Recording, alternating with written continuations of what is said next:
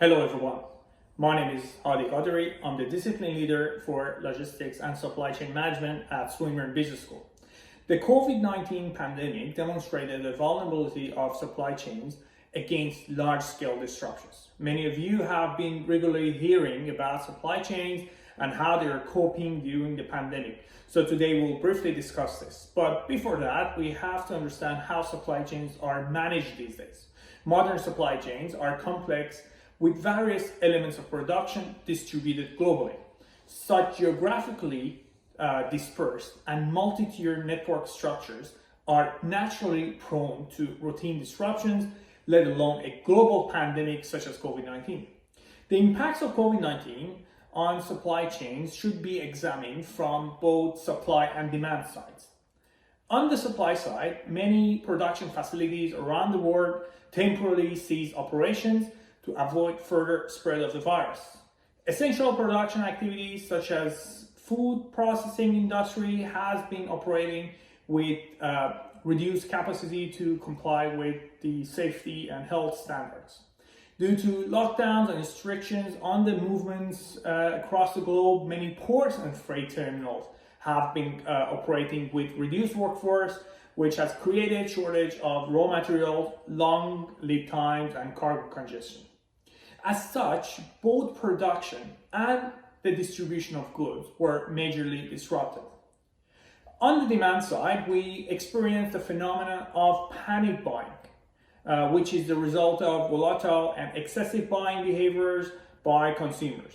Also driven by the new lifestyle and work or study from home, demand for certain products such as desks, computers, monitors, chairs, or even coffee machines and coffee beans increased significantly. What lessons we learned here? Well, simply, supply chains were not trained or ready to handle a disruption at this scale.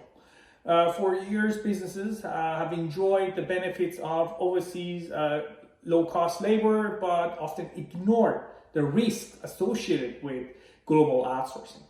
Excessive reliance on outsourcing have made the supply chains increasingly complex, fragile, but most importantly, many organizations have lost visibility and control over the extended supply chain activities. It is time for businesses to diversify. Diversification has become a mainstream strategy for many supply chain managers as an act of increasing choices. This does not only mean designing new products or adopting new manufacturing technologies, but to build diversified and flexible supply and demand bases. Finally, the pandemic showed the importance of information and communication technologies in managing business operations. Hence, this is time to invest in digitalization. Developing digital capabilities enable companies to achieve supply chain visibility that is essential to make quicker and more effective decisions in response to external disruptions. Thank you very much for watching this short video from the Australian Graduate School of Entrepreneurship. Stay safe.